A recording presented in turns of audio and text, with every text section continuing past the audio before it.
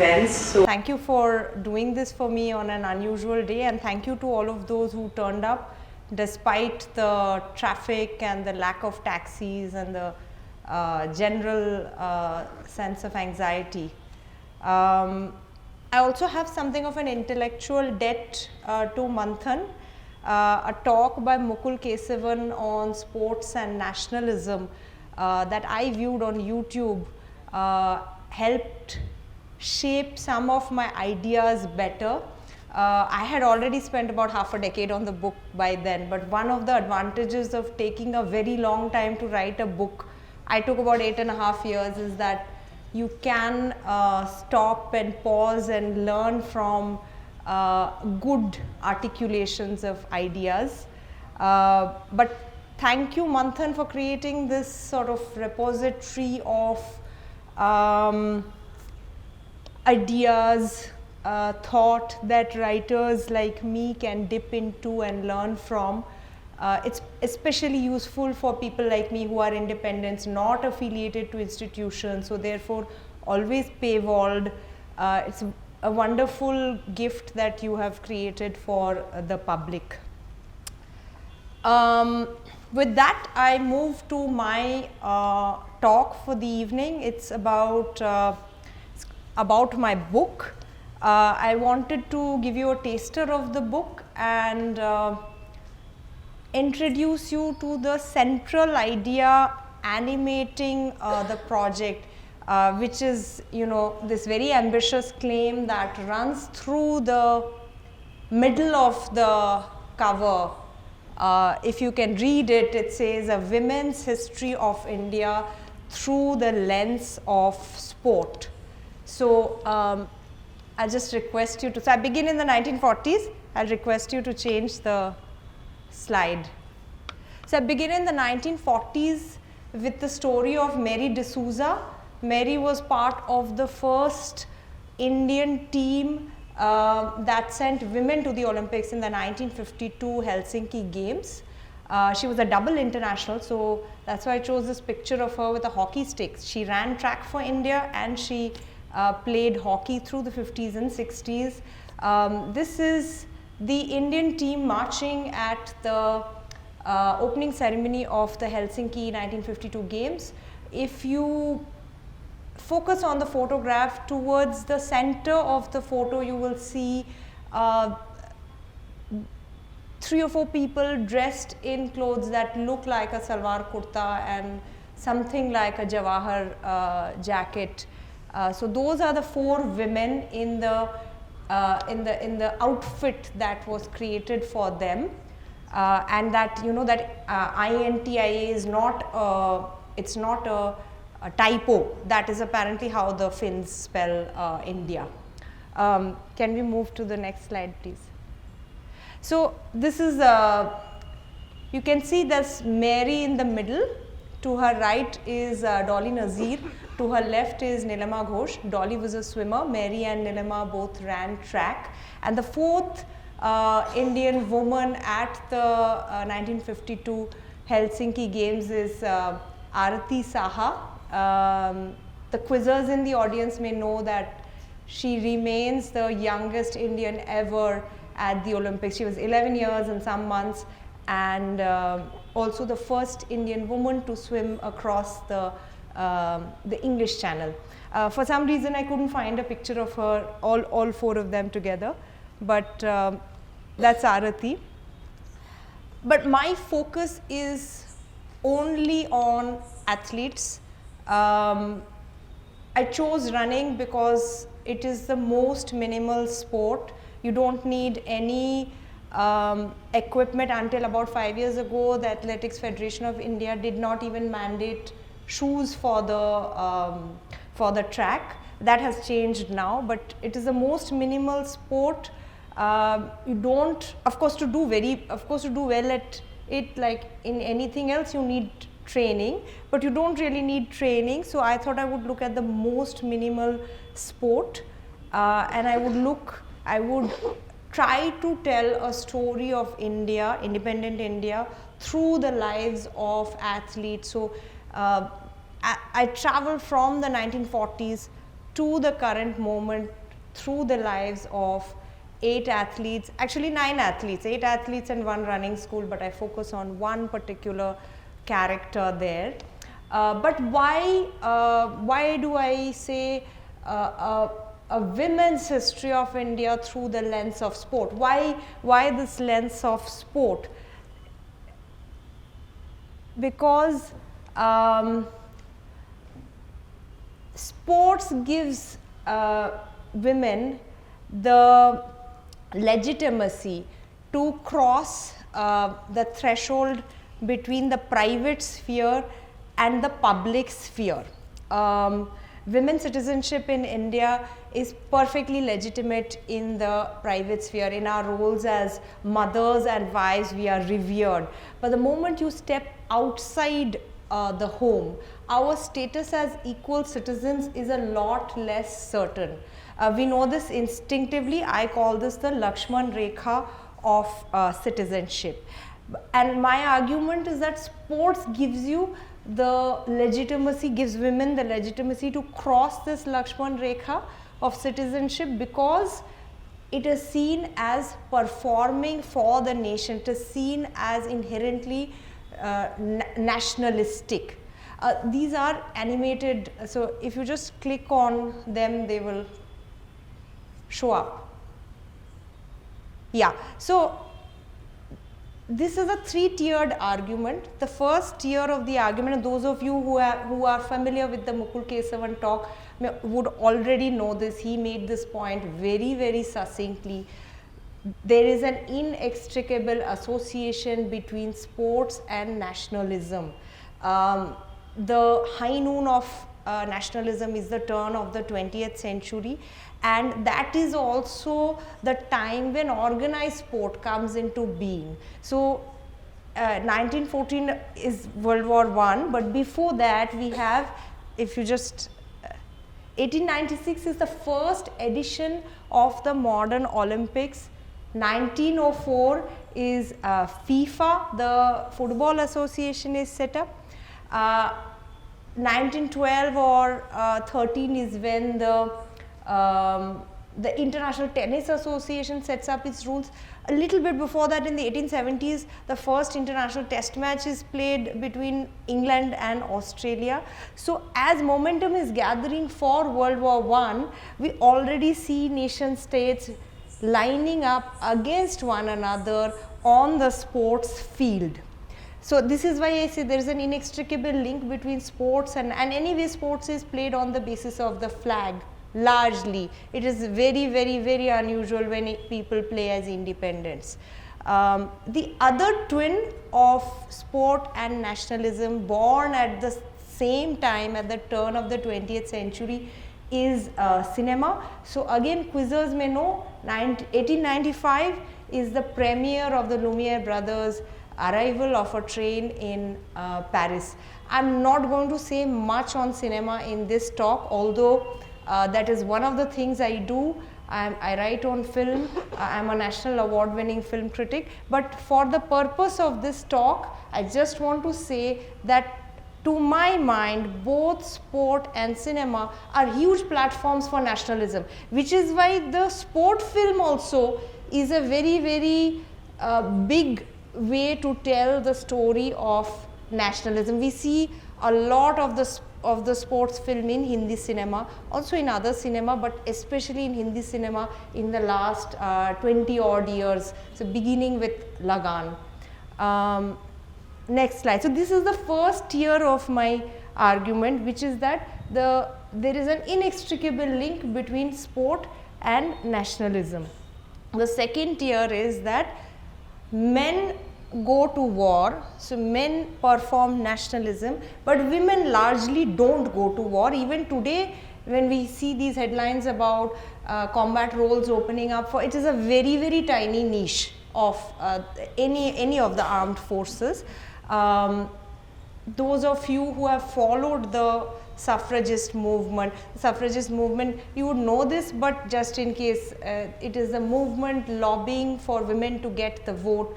So historically, the suffragists movement was prominent in the US and UK, and won major gains in 1918 and 1919. Why? Because that is the end of World War I, when men were away on the trenches and women filled in for them in the factories, in male jobs.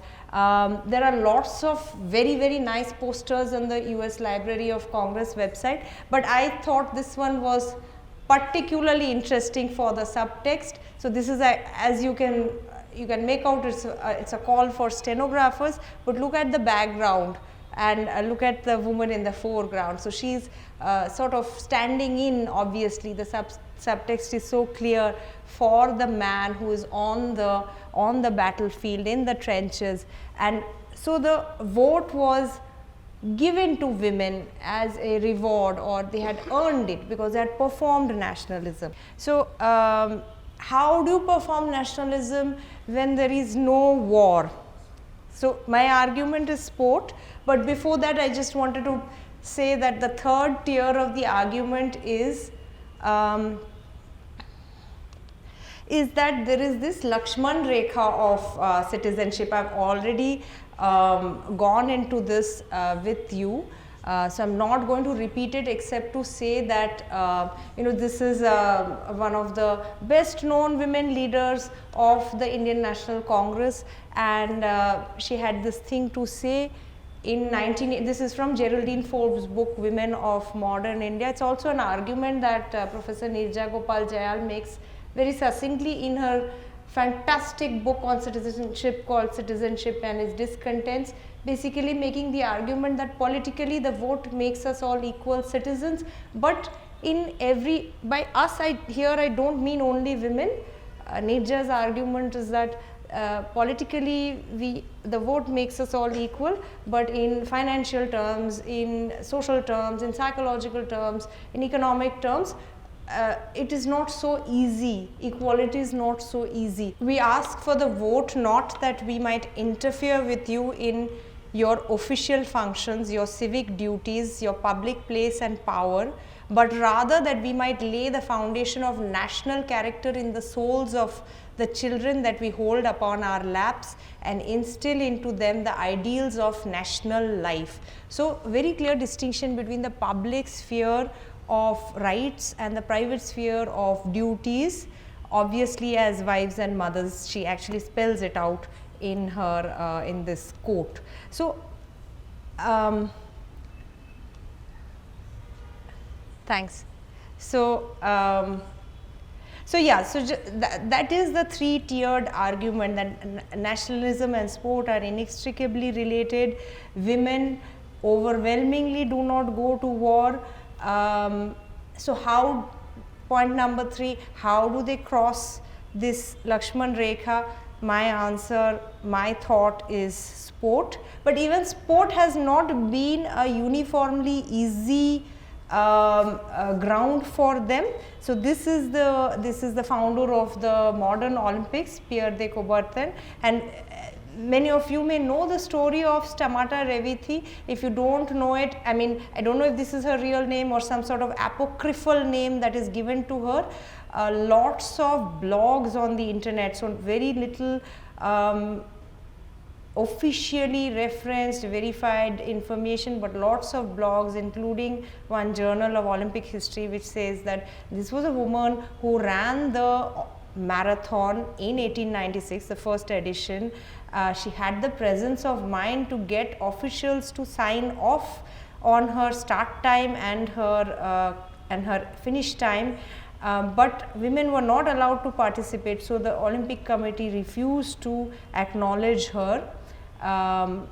This of course is Monsieur Coubertin's views, not very surprising to those people who may be following the history of sport or the sociology of sport. He thought that it was very unfeminine. In our view, this feminine semi-Olympiad is impractical, uninteresting, ungainly, and I do not hesitate to add improper. It is not in keeping with my concept of the Olympic Games, in which I believe that we have tried and must continue to try to put the following expression into practice: the solemn and periodic exaltation of male athleticism based on internationalism by means of fairness in an artistic setting with the applause of women as a reward. This is my favorite part.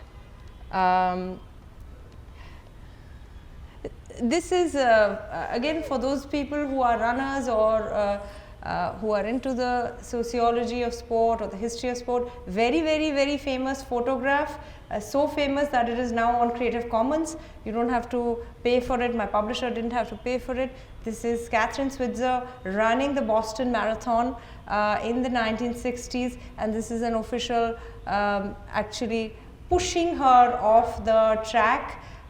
Very famous moment, however you see it, the beginning of something in sport. But even before that, the previous year, before Catherine Switzer, there was a woman called Roberta Gibb.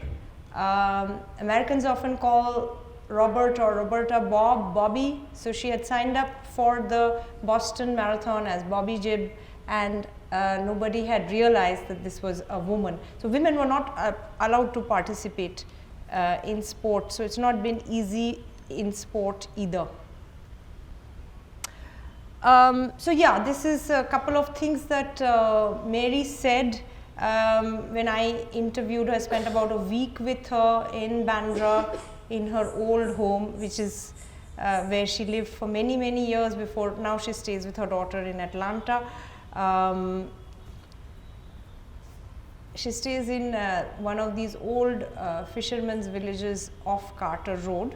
So this is what I found very interesting, how practical she was.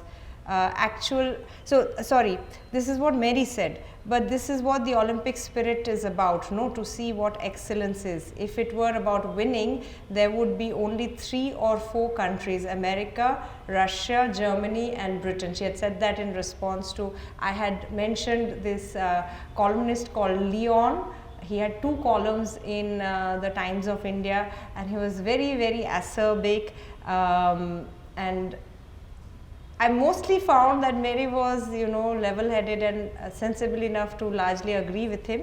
But I thought this was a very interesting thought that she had, that if everybody wins, then what Olympics will we have?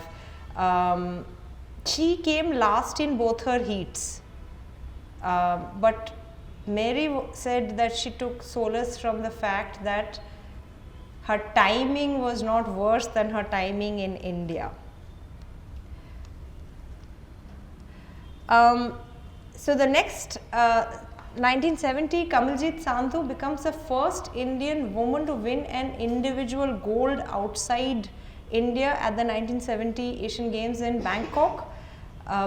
Very depressing times in India. I spent a lot of time in the news archives. One of the main sources of research for my book was news archive research. So the front pages of newspapers at the time were filled with stories of Naxals attacking bank managers, gherawing vice chancellors of universities. The other story was there were lots of strikes at the time. There was the Air India strike. The Cotton Growers Association were angry with the government because they wanted the limit on cotton to be raised. There was the clouds of what was going to be the 1971 War of Liberation of Bangladesh were already there. So, Bhutto was not happy with the election results in what was then East Pakistan. Mujibur Rahman had done very well. So, it was a very depressing time, and Kamaljeet's win was a huge cheerful point. And Kamaljeet was also a fantastic, very stunning looking woman. So this was her picture in the Hindustan Times in December 1970. I tried to find the original photograph, and the Hindustan Times told me actually that there was no, this was a photograph that she had provided them with. Very stunning woman, naturally the darling of the press, the media for at least half of the 1970s. What I noticed was she and the Prime Minister at the time, Mrs. Indira Gandhi, were the only two women that you saw on the news pages. You saw other women in textile and medical product ads as nurses. So you saw them in ads, but you rarely saw women on the news pages. She also had an interesting role to play in the administration of sport. She is part of the first batch of women coaches trained in the National Institute of Sport, and in one afternoon somnolent meeting with Vidyacharan Shukla, who was then overseeing sport in 1980, she said to him, Mr. Shukla, the Minister Shukla was concerned about the 1982 Asian Games that were coming up, and his thought was that India should not look bad in India in front of the Prime Minister. So Kamaljit's suggestion to him was one way to improve tally count very quickly was to focus on the women. And actually something like this actually happened. So I think India finished with 56 medals or 55 medals, and 14 of them went to women. One of them was PT Usha, but more than Usha was, does anybody know who actually beat Usha? There was an Indian woman who beat her. No, good guesses, all very good guesses. A woman called MD Valsamma. Oh, yeah, Valsamma. Next is, of course, so nice lead in to Usha. Of course, iconic Indian sports person, continues to shape our memories and perhaps the legacy of sport. I continue to admire her, if not, I may not respect her, but I continue to admire her hugely. This was the Amul ad in August 1984. So I think Usha ran the final on 8th August, and so this was probably the ad in 7th or 8th of August. Remember, the Indian hockey team had crashed out, so Usha was seen as a huge heroine.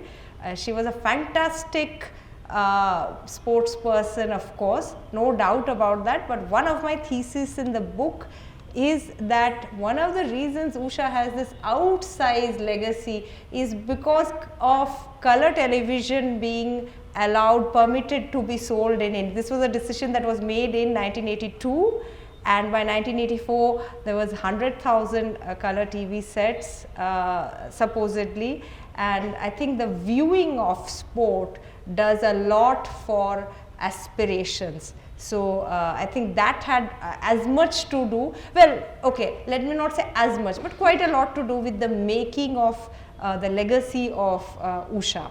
And lots of people actually watched her live, is what I mean. Unlike, say, people probably heard Dhyan Chand's playing, but people watched Usha run that 400-meter hurdles, which she lost by 1/100th of a second.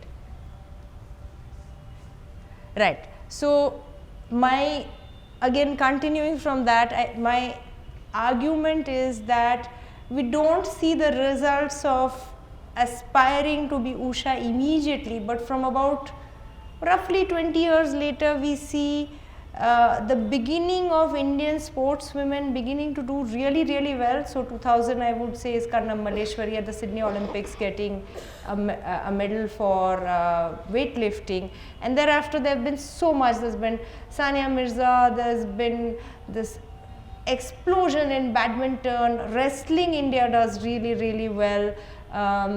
So that I feel in many ways is also her legacy, and also the legacy of us watching her. So my book is broadly divided into 3 sections. So the first section, which I just took you through, is the first section is about pioneers. So we travel from the 40s to the 80s in this section. The next section is actually a very concentrated period of time, It's about 3 athletes who were called out for not being women enough. Sports has a very long history of sex testing. So we are traveling a very small period of time now, so from 2006 to 2014, but the reason I chose to look at 3 athletes within a decade is because I felt that the needle moves with each of these 3. So by the time we come to, so this is Shanti Soundarajan, Pinky Pramanik and Duti Chand. By the time we come to Duti Chand, we actually have an Indian athlete making Olympic history, as I say it, on paper, because she changes the rules. So Shanti Soundarajan, one of India's finest middle distance runners, becomes the first ever athlete to be called out for failing a sex test in the era after compulsory sex testing was prohibited. So in 1999, that era comes to a stop. In the next slide, I will take you through that era of compulsory sex testing, but 1999, that era comes to a stop. The rule becomes that you are tested only if someone complains against you. So this was, by Shanti's count, her 13th international medal. Oh, I forgot that. She medaled silver at the 2006 Doha Asian Games. That was her finest moment, silver at the Doha Asian Games in the 800 meters. Again, India is very good actually in the 800 meters, 1500. We are very fine set of middle distance running, especially among the women. Anyway, so she wins, and immediately after that she's stripped of everything, so literally, metaphorically. So this is the very brief history. There's much more to it. Sex testing is a very complex, sophisticated set of diagnostic tests, and it has a very long history, but briefly, only women are tested for sex. Why? Because the anxiety is that men are pretending to be women to win medals. Men are not tested for sex. So that is one. The other thing is that, so it began roughly with this what is called nude parades. So it was more or less what that suggests, that you had to walk naked in front of the gynecologist. 1968 is the bar body test, which is a chromosome test. Again, that changes into the SRY. This is again a chromosome test. So sex determining region test. 1999, compulsory sex testing is stopped. That rule becomes only if somebody complains against you, then you need to be tested, which is what happened with Shanti. Nobody knows who complained officially. We don't know the results of the sex test yet. Nothing has been ever made public, but Shanti has never run for India after that, but 12 international medals or 11 international medals, but a substantial number of international medals. So clearly, to my mind, Indian authorities were very much aware of what her both what her capabilities was and what her anatomy was. So it should not have come as a surprise to them. Next. Pinky Pramanik. Now, Pinky Pramanik is not called out on the sports field. Pinky Pramanik is accused of rape by her roommate or her partner, and she wins her case in the Calcutta High Court. And I couldn't help but, when I was finishing my work for the book, I realized that Pinky was very lucky. So this happened in 2012. 2013, something very significant happens because of the winter of Jyoti Singh, the 23-year-old paramedical student who was gang raped and killed after watching a screening of Life of Pi. I don't like using the media given name for her at all. So that's why that after that case, the law changed to include, among other things, the law changed in many ways, although rape still remains a crime that men commit against women. So, it is still a sex specific crime. Men against men is not rape, men against or women against men is not rape, just for the sake of argument, but it remains a sex specific crime, men against women. But what one of the inclusions was digital rape. So finger or rape or oral sex, many of these things that were not included in the ambit of the previous law now are included. Pinky is quite lucky in that respect that her case came up when the previous law was still held. I mean, because incidents were in 2012. So she won her case in the Calcutta High Court. Essentially all of them, Shanti, Pinky and the next one Duti, they are all intersex activists. So the UN figure, which many people already say is outdated, says that there are as many as 38 variations, including the clean XX and the clean XY. So, it is a spectrum of 38 chromosomal variations. This is according to the UN, which generally will always be slightly outdated. So, all of them actually fall in that spectrum. Another figure again UN backed is that 1.7% of babies born are intersex, which is quite a high number. It means 2 out of 100 babies are intersex. However, in Duti's case, the language of sex testing, also the tests of sex testing are always becoming more and more and more sophisticated. It is a complex and complicated domain.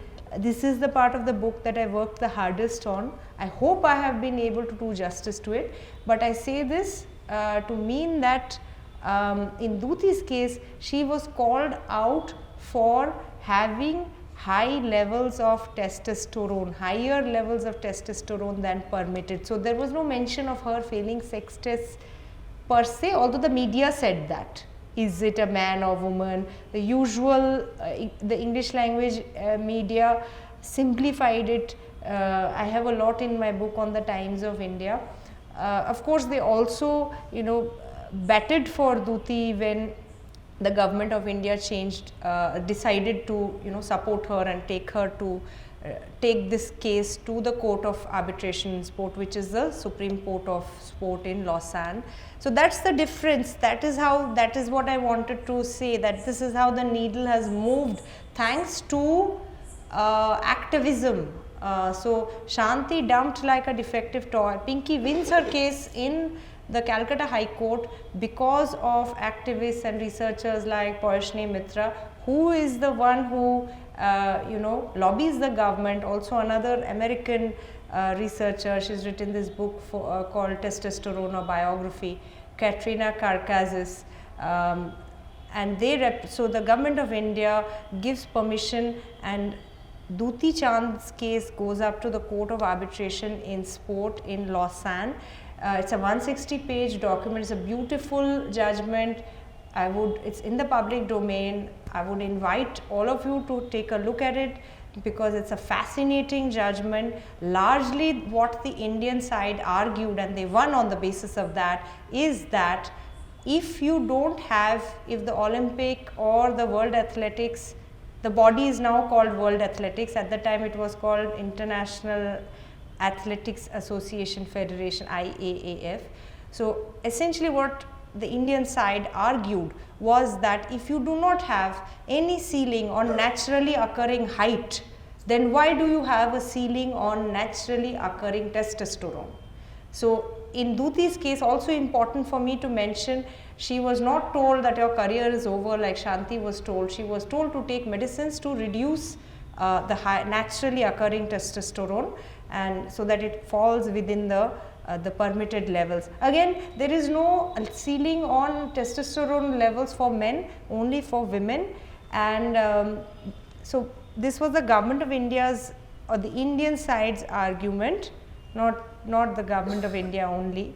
And the judgment, however, was on the basis of the fact that the science and the research that we have so far, so this is a judgment given in 2015, until then the science did not show that of course higher levels of testosterone give you acceleration, but the acceleration was not to the same degree as men.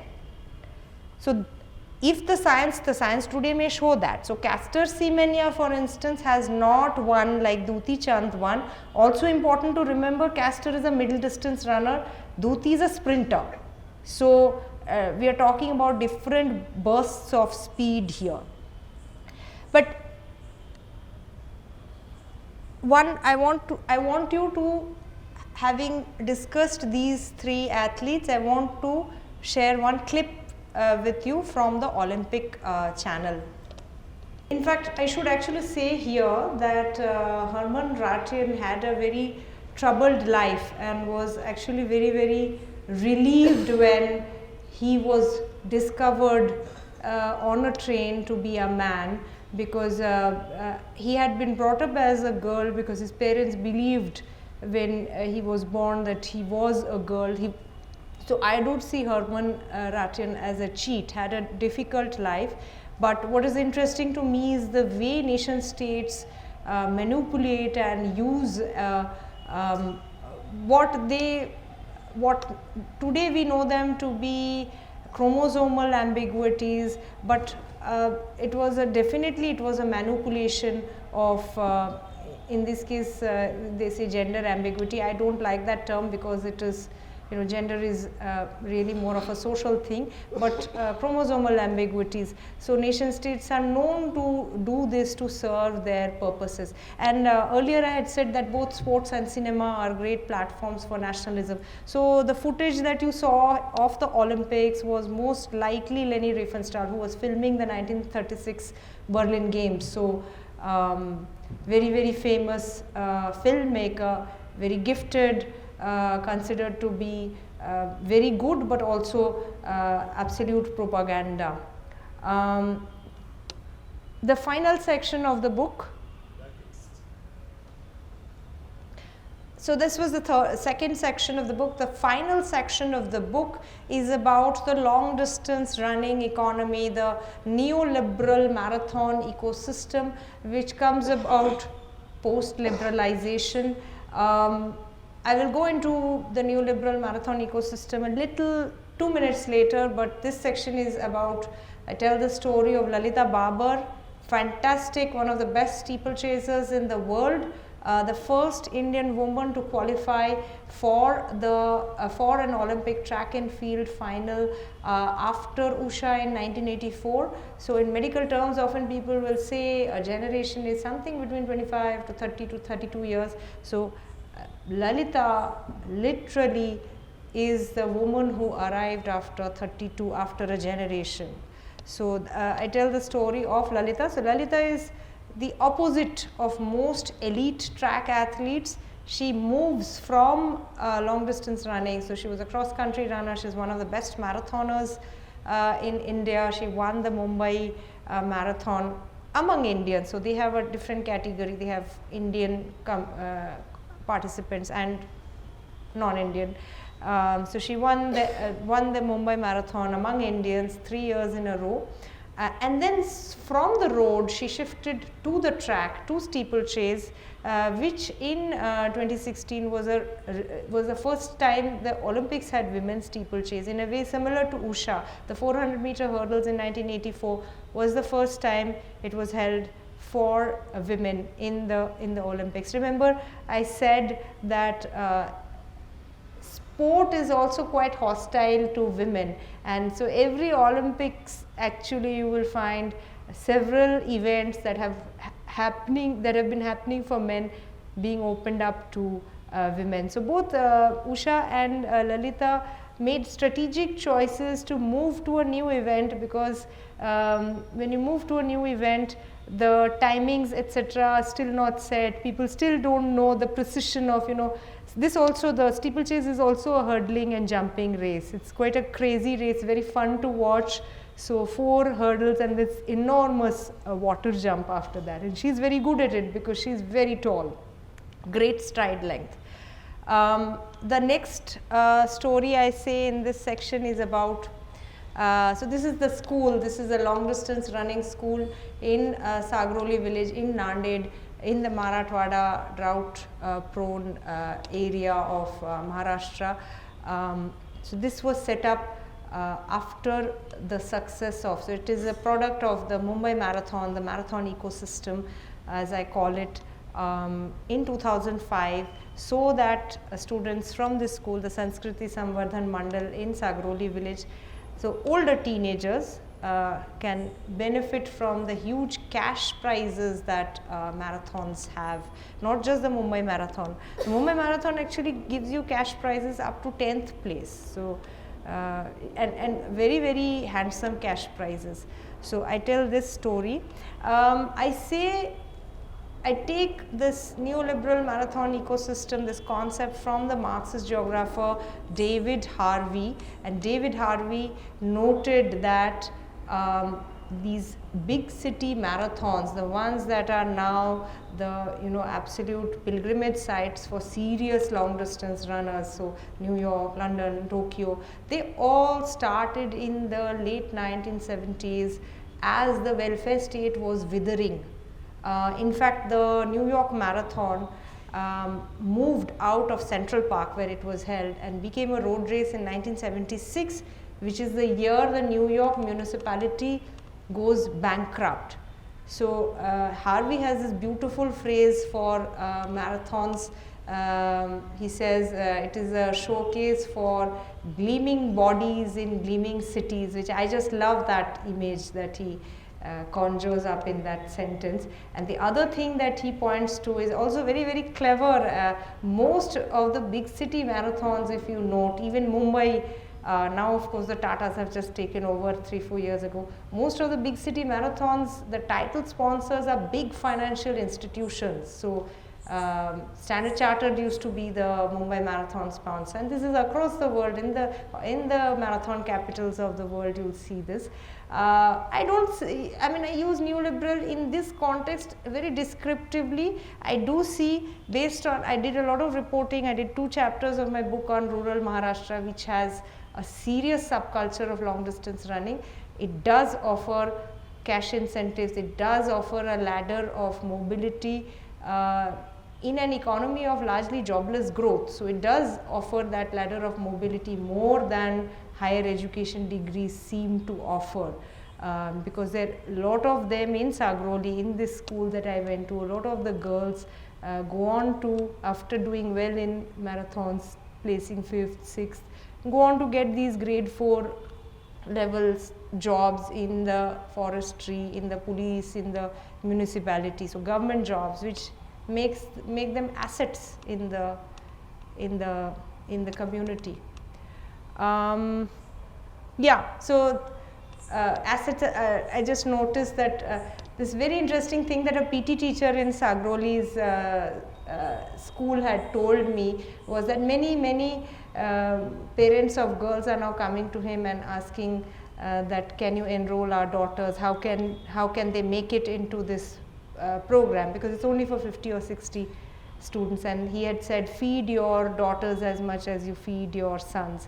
I found that to be a very, very stark and moving statement. I end the book actually with so until now I travel chronologically, but I was doing most of the writing of the book during the COVID years, particularly 2020, which was not the year that India suffered from COVID, but it was the year of the long migrant workers going home and all those unforgettable images in the media of those rotis on the train track. So I wanted to end, I was feeling very, very depressed and very anxious, so I wanted to end on a note of hope. and a sense of renewal. So I end with the story of Ila Mitra, who would have been the first Indian origin woman at the Olympics if the 1940 Olympics were not cancelled for World War II. So this is this picture of her with all these trophies, clearly a studio photograph. So this was a photograph of her that had come out in this Bengali journal called Sochitra Bharat, and everybody else on that collage are actually adults. So there is a mountaineering team, there is a men's hockey team. She is the only teenager there. She was the junior Bengal, she was anointed the junior Bengal presidency champion by another Bengali club called Jatiyo Jubo Sangho for 1937 and 1938. The final thing that the final page clipping to the right is much later, 1980s. I just found it unusual. She would pop up in the news all the time because she had become a politician later on. But I found it interesting. You don't really see pictures of women swimming in India before 1991, before liberalization and before the whole explosion of the Bombay Times sort of publications. So Ila Mitra had an interesting life. So in the Bengal famine, by that time she was in college. She was in a very, very famous institution called Bethune. She joined the Communist Party of India, which did a lot of good work, relief works during the famine. In 1946, she became one of the major leaders of the Tebhaga movement, another movement that arose out of the hunger of the Bengal famine. It was a very famous movement in Bengal. Basically, the argument was, the demand was that we will not give you half, tenant farmers will not give half the harvest, but 1/3. So 3 bhag, it will be 3 bhag, and 2/3 will be for the farmers and 1/3 will be for the zamindar. So changing the law, or the rule rather, which had been in place since 1793, which is the year of the permanent settlement. So she was actually married to the zamindar of the area, and it was very interesting that the zamindar himself, he was a party member, full-time Communist Party of India member. So her husband, the zamindar himself, would tell the peasants, please don't give us half, please give 1/3. And Ila Mitra was arrested in 1950 on the charge of the killing of 4 policemen, and she became in 1951 the first, one of the first, I would say, or arguably the first Indian woman, or arguably the first woman in the subcontinent to articulate the experience of rape in the public when she gave her Jabanbandi. Jabanbandi means testimony in Bangla, in the Rajshahi court. And so she said that she was first given the Pakistani injection, which is something called, they would crush your legs with 2 lathis. Then she was, the jailer called for 4 steaming boiled eggs, and 4 eggs, steaming boiled eggs, were then placed one by one in her vagina, and then she was gang raped. So she was actually not very pleased to give this testimony before the court. In many ways I call her, no, I shouldn't call her an accidental feminist. She was a feminist, but we must think of the times that she lived in. So she was not very happy to do this, but the Communist Party of India pressured her to give this testimony, and it was legally it was a fantastic strategy, because not even one person gave testimony against her in the court. So that is Ila's story, and she became, she suffered for many years because of this incredible torture, but by 1962 she was winning. She returned from what was then East Pakistan to Calcutta for medical treatment, because the judges had to be lenient with her because nobody came forward to give testimony against her. So while the case against her continued until the state of Bangladesh was created, when the state of East Pakistan ceased to exist is when the cases ceased. But she got medical parole. She came back to Calcutta, and 1962 to 1977 she was an MLA for the Maniktola constituency for the Communist Party of India. So I took a lot of sense of renewal and optimism from her, because she has written in her biographer says that I was able to withstand this all this torture, also psychological pressure, because I had the training of an athlete.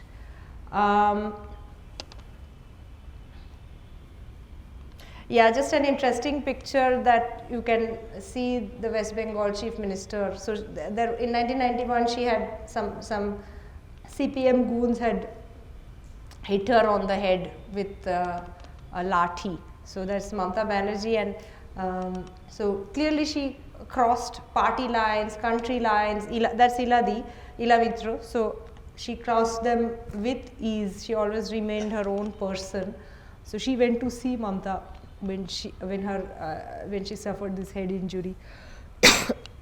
Next.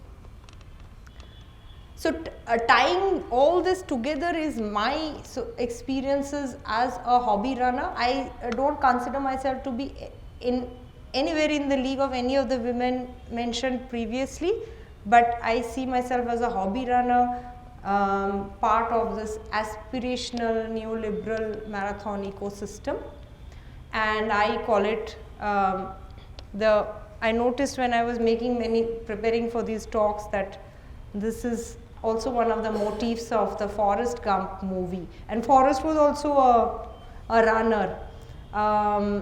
So I call this the Forrest Gump template of narrative, because I'm telling the story of a nation. Right from the beginning of my book project, my conceit was that I want to tell a story of independent India. So this is something that you see in films like Forrest Gump, telling the story of a nation through the life of one individual or some individuals.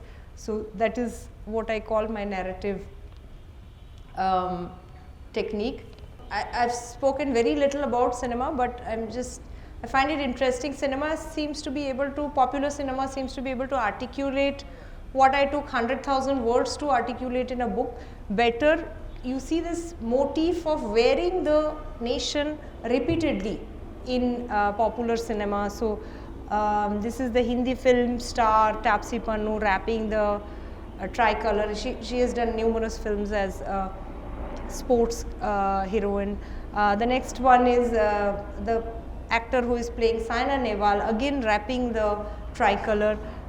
This still is from Mary Kom. So if you notice, the tricolor is being painted on the nails, and now you play the clip. आज Australia और India का match काफी धमाकेदार होने वाला है, क्योंकि एक तरफ है टीम कंगारू और दूसरी तरफ है टीम हु आर यू। अपने देश की जर्सी पाने के लिए कोई भी खिलाड़ी अपनी जान लगा देता है, पर यहाँ तो ऐसा लगता है कि उन्हें ये जर्सी उधार में मिली है। अगर ये टीम हार भी जाए तो फैंस कतई निराश नहीं होंगे, क्योंकि फैंस है ही नहीं। जब जर्सी खुद के नाम का नहीं, तो फैन किस नाम को फॉलो करेगा? किंतु चिंता करो ना, आज जर्सी पे अपना नाम बना लिया, आज काल अपना पहचान भी बना लेगा।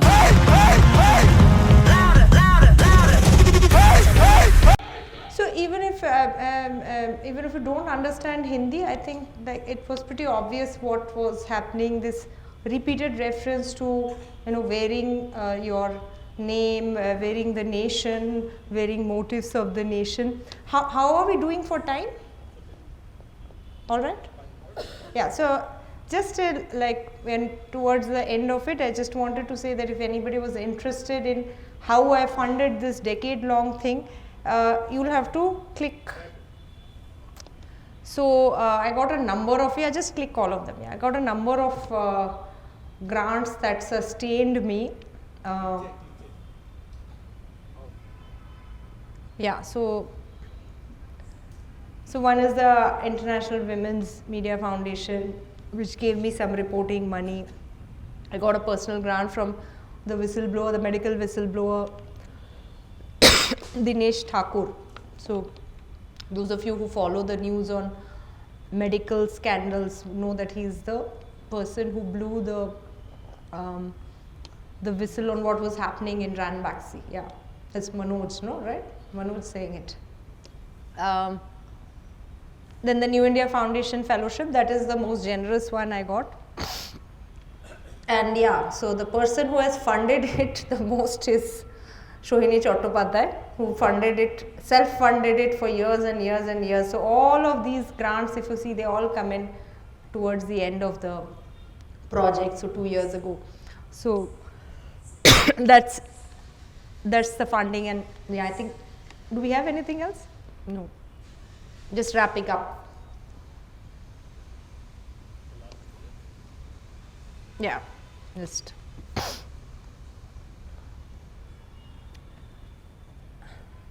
Favorite slide, always final slides. Yeah, that's it. Thank you for listening to me. So when you pitched it initially, 2014, all rejections. So what changed and what led? Like, were there any factors, or did you approach it differently, or did you have a lot of material to show before one publication or the agency came to represent you? What was that process like? Yeah, idea-wise, nothing changed, but I kept working on the project. I kept reporting, I kept writing, and so I had a lot of material to show, which is why in that funding slide I had final and most important funder is Sohini Chattopadhyay, because Sohini kept doing the work for years and years without any funding. So when the funding came, it was relatively speaking, see, largely it is true writing doesn't pay, but relatively speaking in this desert, it was a bounty. Sorry, if I am not mistaken, this question was not so much about funding, though in the slide it came under the broad heading of funding. There is a distinct point that you made towards the end, that when you pitched your book, your manuscript to publishers in 2014, you only received rejections. Yeah. Now that was the curious part. Yeah. Why such an excellent idea, innovative idea, received rejections from publishers? This has nothing to do with funding, that's Right. a distinct point. Okay. That was, I think, your question, right? So, I don't know, I cannot read the minds of the publishers. I'm just thinking that I guess once there was the work to show for it, because I guess a project like this, I don't want to sound immodest, but I guess it is reasonably unique, this project. So I think people didn't envisage, they couldn't see what shape it would take. But once it had started taking shape, once it had shaped up, maybe they saw it better and they saw this as something worth publishing. But I think at the idea stage, so I just pitched one chapter and a proposal. But at the idea stage, so my idea never changed. It was always meant to be a story of India told through this lens. Both are, I mean, of course there are now some, I think there's some founding mothers of the constitution, some book has come out. So there are some stories that are coming out about women and the history of India. But this lens of sport was, perhaps this was a little unusual, and maybe they just didn't see how it is going to shape up. They couldn't imagine it. to ask you something about your narrative technique. How exactly did you deal with that? Because you were dealing with personal life and also a history of the country. So, So, could you tell us a little bit about your... I spent a lot of time on working out the narrative, and what I have are two threads of narrative in the book. So one is what I call the more public thread of the relatively well-known athletes. Nobody is really well-known other than Usha and to an extent Duti Chand's today. So that is the more public thread of history that I'm telling from the 1940s to now. The other is a more private thread of family history. So from the 1940s to now, I'm also traveling through the story of my maternal grandmother, my mother and me. So there are two threads holding the book together. So, and me as a very non-serious hobby runner is also providing some embodied reporting and creating that, holding that narrative together partially. But there are two threads. Broadly speaking, I worked on two threads in the book. How do you connect the two? It is connected, you will see when you read it. But they are both telling you a story from then to now. So actually, it was a gift from my a coincidence, and she didn't know that it was a gift. I didn't know it was a gift. It was a gift from my maternal grandmother. When I was interviewing Mary, before I met her, I was interviewing her over Zoom because she lives in Atlanta, and we were doing a lot of this at night. So my maternal grandmother, with whom I lived towards the end of her life, had asked me, so who is this person you are speaking with? So I told her, this double international athlete, hockey player. She was living in Bombay. She's a Bombay girl, and my grandmother's ears pricked up because she's also a Bombay girl. And she said, I told her a little bit about Mary, and she said, oh, she's just the same age as me. And then I realized that, that they were living within a 5-mile radius of each other. So in my head, I was seeing this 8 looping around, that maybe they had crossed paths at Bombay Central, maybe they had boarded a train at CST or VT as it was called then. So it was too, like, how different their lives turned out to be, I thought would be. So that was a gift from her. Otherwise it would be just me holding the reporting and holding the chapters together. But this became very interesting, this comparison of those decades through my grandmother's life and their lives, and then my mother and then me.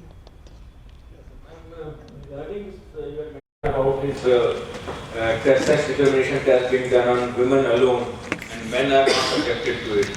Now we find increasingly large number of application forms.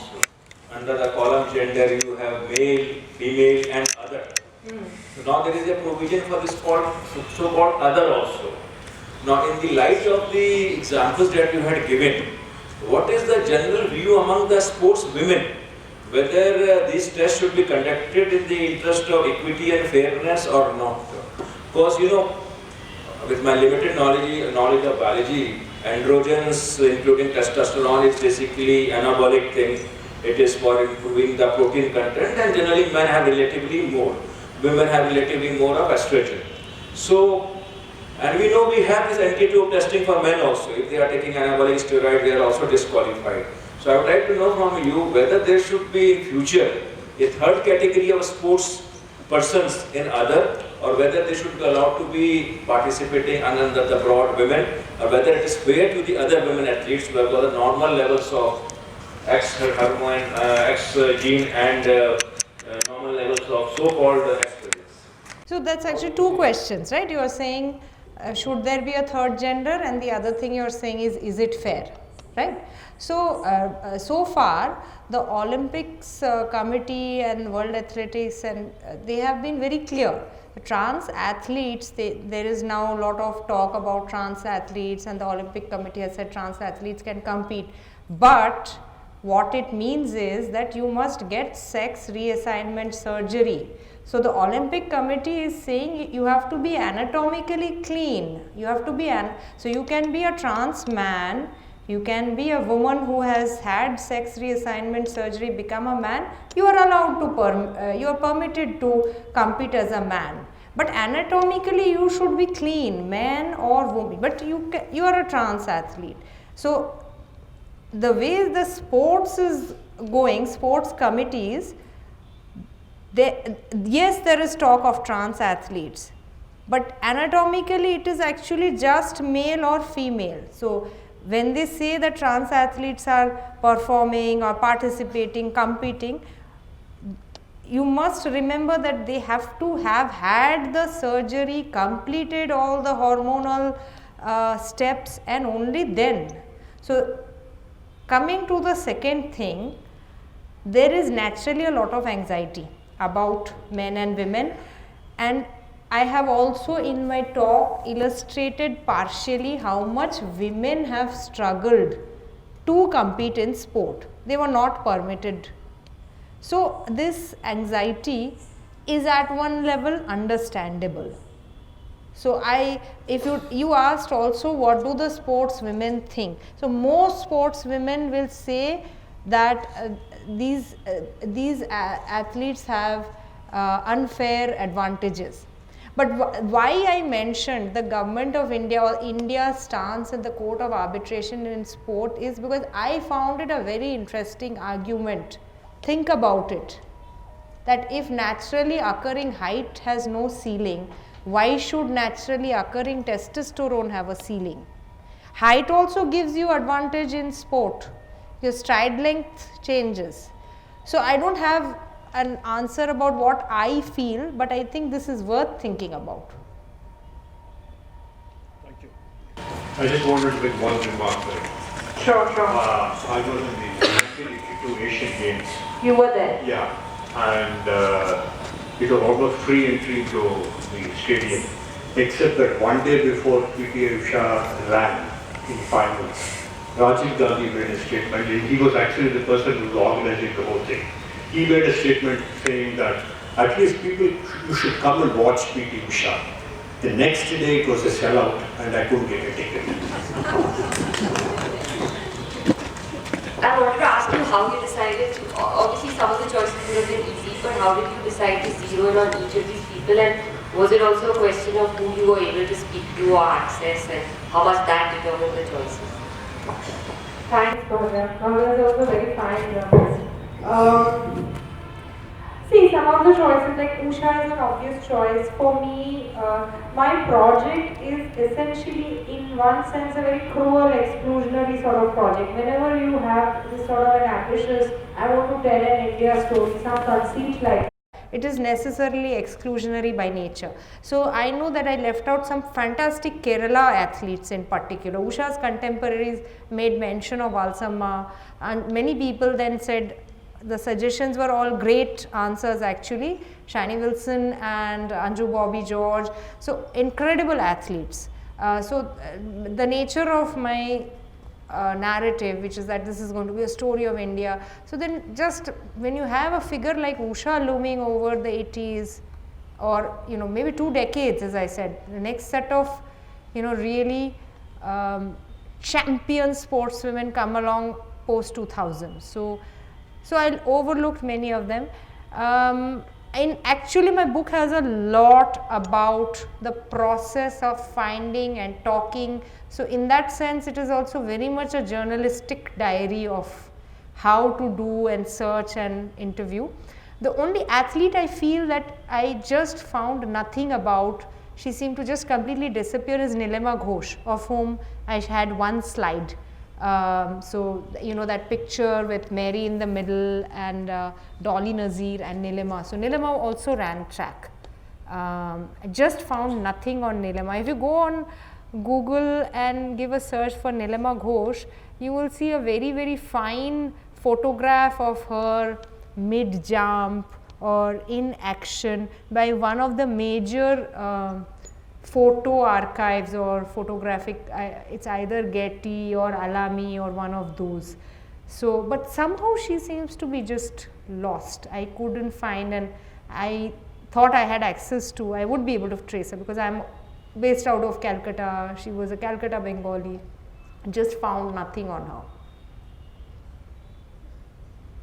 Thank you. Thank you. It was a fantastic talk.